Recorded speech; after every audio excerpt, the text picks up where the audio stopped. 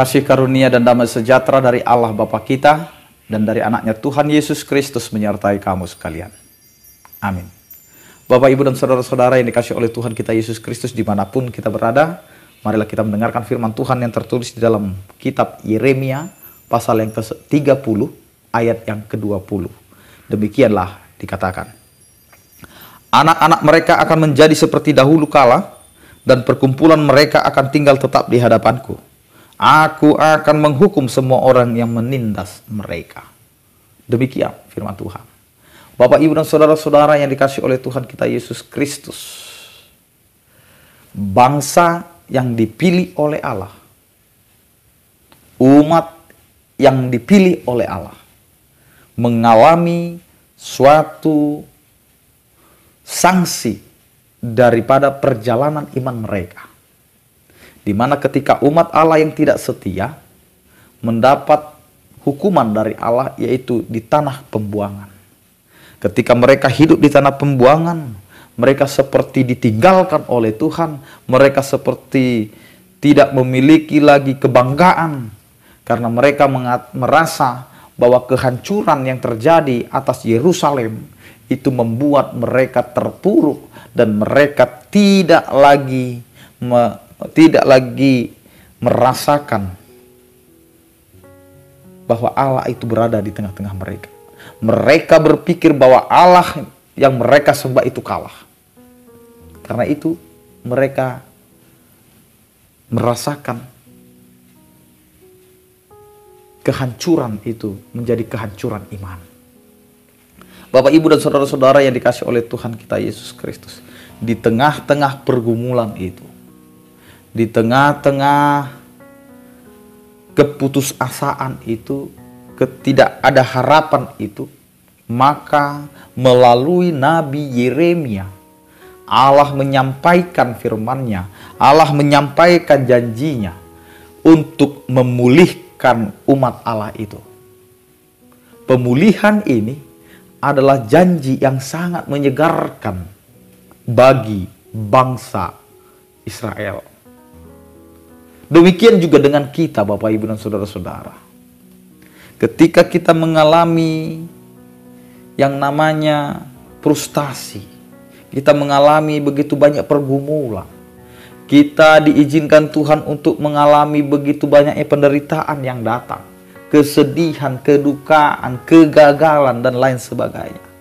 Ingatlah, Allah akan menyatakan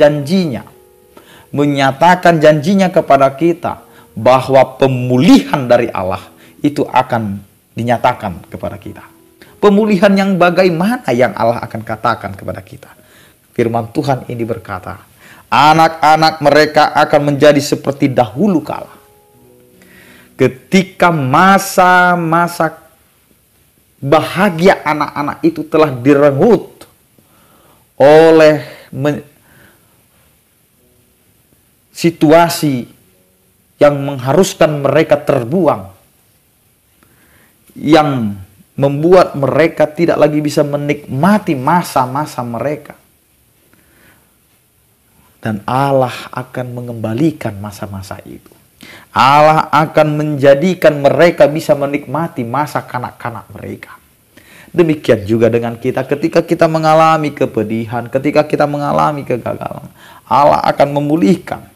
Bagaimana sukacita kita semula itu akan hadir juga di tengah-tengah kehidupan kita. Bapak, Ibu, dan saudara-saudara yang dikasihi oleh Tuhan kita Yesus Kristus.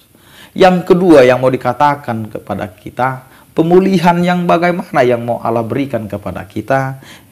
Perkumpulan mereka akan tinggal tetap di hadapanku. Jadi apa yang menjadi iman kita, pengharapan kita, persekutuan kita, itu akan tinggal tetap di hadapan Allah. Allah tidak akan pernah menghilangkan sedikit pun apa yang menjadi usaha kita, apa yang menjadi gerakan kita untuk datang kepada Tuhan, karena disitulah Allah akan melihat semuanya itu. Jadi pemulihan itu tidak hanya pemulihan secara jasmani, tetapi pemulihan secara rohani. Jadi keterpurukan kita itu akan dipulihkan secara total oleh Allah. Nah, sehingga kita pulih dari kedukaan kita, pulih dari kehancuran kita. Sehingga ketika kita sudah dipulihkan, maka janji Allah yang ketiga adalah menghukum semua orang yang menindas. Jadi siapa yang sudah dipulihkan oleh Allah, yang sudah diberkati oleh Allah, maka Allah lah sebagai pembelanya. Allah yang akan menghukum orang yang menghina, orang yang akan menghukum orang yang menindas umat pilihannya. Karena itu Bapak, Ibu, dan saudara-saudara, jika kita semua adalah pilihan Allah, jangan pernah ragu untuk menjadi umat pilihan Allah. Nyatakan dalam hidup kita adalah umat pilihan Allah. Jangan pernah malu. Karena siapa yang merendahkan engkau, maka Allah juga yang akan merendahkan mereka. Siapa yang menghina engkau, mereka akan dihina oleh Allah. Siapa yang menindas, maka Allah lah yang akan menghukum mereka yang telah menindas umat pilihan. Karena itu, tetaplah meyakinkan dan teguh kepada Allah. Karena hidup kita ini akan dipulihkan oleh Allah. Amin, kita berdoa. Terima kasih Tuhan, karena Engkau mengingatkan kami atas kasih setia dan kuasa-Mu, karena Engkau berkuasa atas kehidupan kami. Ya Tuhan, berkatilah aktivitas kami dan apa yang kami kerjakan, agar itu menjadi kemuliaan bagi nama-Mu. Berkatilah setiap keluarga kami, anak-anak kami, dan juga segala kebutuhan kami. Berkatilah Tuhan setiap orang percaya yang sakit, Engkau berikan kesembuhan. Yang berduka, Engkau berikan penghiburan.